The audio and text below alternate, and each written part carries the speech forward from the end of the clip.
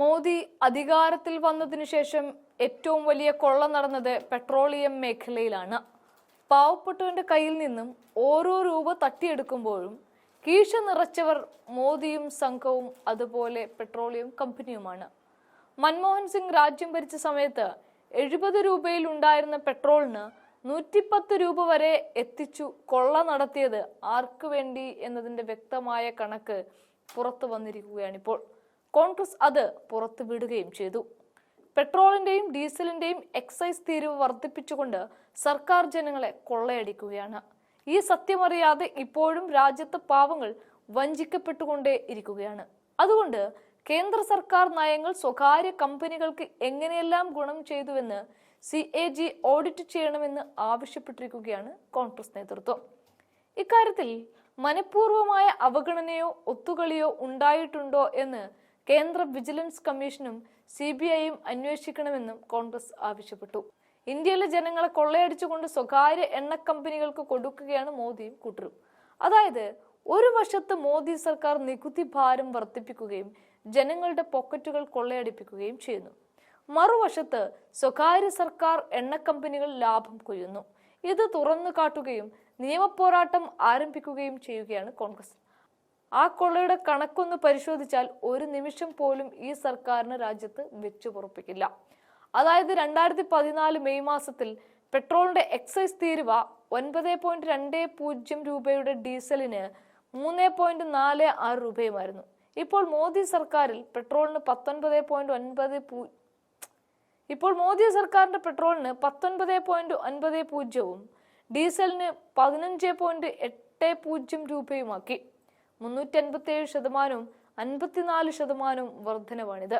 ഇതിനെതിരെയാണ് കോൺഗ്രസ് പോരാട്ടം ആരംഭിച്ചത്. വ്യക്തമായി പറഞ്ഞാൽ, കഴിഞ്ഞ 11 വർഷത്തിനിടെ പെട്രോളിയം മേഖലയിൽ നിന്ന് സർക്കാർ 39.54 ലക്ഷം കോടി രൂപ സമ്പാദിച്ചു എന്ന് കോൺഗ്രസ് വ്യക്തമാക്കുകയാണ്. എന്നിട്ടും ജനങ്ങൾക്കൊരാശ്വാസവും നൽകിയില്ല. 2014 മെയ് മാസത്തിൽ ക്രൂഡ് ഓയിൽ ബാരലിന് $108 ആയിരുന്നു. ഇന്നത് $65.31 അതായത് 40% വില കുറഞ്ഞു. എന്നിട്ടും പെട്രോളിന്റെയും ഡീസലിന്റെയും വില UPA കാലഘട്ടത്തേക്കാൾ കൂടുതലാണ് എന്നും ഇത് വലിയ കൊള്ളയാണെന്നുമുള്ള വെളിപ്പെടുത്തലാണ് കോൺഗ്രസ് നൽകിയിരിക്കുന്നത്. 2014 ഡൽഹിയിൽ പെട്രോളിന് 71.41 രൂപയും ഡീസലിന് ലിറ്ററിന് 55.49 രൂപയുമായിരുന്നു. ഇന്ന് അതേ പെട്രോളിന് 105 രൂപയിൽ എത്തി നിൽക്കുന്നു. പൊതുജനങ്ങളെ പരസ്യമായി കൊള്ളയടിക്കുകയാണ്. ആർക്കാണ് ഇതിന്റെ പ്രയോജനം? സർക്കാർ കമ്പനികൾക്കൊപ്പം സ്വകാര്യ എണ്ണ കമ്പനികളും ശുദ്ധീകരണത്തിലൂടെയും വിപുലീകരണത്തിലൂടെയും വലിയ ലാഭവും നേടുന്നു. സാധാരണക്കാർക്ക് വില കൂടിയ പെട്രോളിന്റെയും ഡീസലിന്റെയും ഭാരം ചുമത്തുന്നു. പ്രശ്നം ഗുരുതരമാണ്. സർക്കാർ നയങ്ങൾ ഈ സ്വകാര്യ കമ്പനികൾക്ക് എങ്ങനെ ഗുണം ചെയ്തു എന്ന് CAG ഓഡിറ്റ് ചെയ്യണം. ഇതിൽ മനഃപൂർവമായ അവഗണനയോ ഗൂഢാലോചനയോ ഉണ്ടായിരുന്നോ എന്ന് CBCയും CBIയും അന്വേഷിക്കണം. പൊതുജനങ്ങളുടെ പണത്തിന് കണക്കു പറയേണ്ടതുണ്ട്. ഇതിന്റെ ഉത്തരവാദിത്വം നിശ്ചയിക്കണം. എണ്ണ കമ്പനികൾ വലിയ നേട്ടം കൊയ്യുന്നു. പെട്രോളിന്റെയും ഡീസലിന്റെയും എക്സൈസ് തീരുവ വർധനയെ ചൊല്ലി കോൺഗ്രസ് കഴിഞ്ഞ ആഴ്ച സർക്കാരിനെതിരെ വിമർശനം ഉന്നയിച്ചിരുന്നു. ഇതുവഴി പ്രധാനമന്ത്രി നരേന്ദ്രമോദി ഒടുവിൽ താരിഫുകൾക്ക് ഉചിതമായ മറുപടി നൽകിയെന്ന് രാഹുൽ ഗാന്ധിയും പറഞ്ഞു. പണപ്പെരുപ്പം മൂലം ബുദ്ധിമുട്ടുന്ന ജനങ്ങൾക്ക് സർക്കാർ കൊള്ള എന്ന മറ്റൊരു സമ്മാനം നൽകിയിട്ടുണ്ടെന്നും രാഹുൽ ഗാന്ധി വ്യക്തമാക്കുന്നു.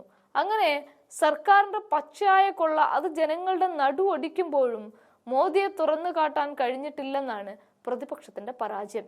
എന്നാൽ ഇനി അതിന് സാധിക്കില്ലെന്നും 39 ലക്ഷം കോടി രൂപ തട്ടിയെടുത്തവരെ നിയമത്തിന്റെ മുൻപിൽ കൊണ്ടുവരുമെന്നും കോൺഗ്രസ് ഉറപ്പിക്കുകയാണ്. ഇത് സാധാരണക്കാരന്റെ പ്രശ്നമായതുകൊണ്ട് മോദിയുടെ രാഷ്ട്രീയം ചോദ്യചിഹ്നമാകും. അതിനുള്ള സാധ്യതയും ഉണ്ട്.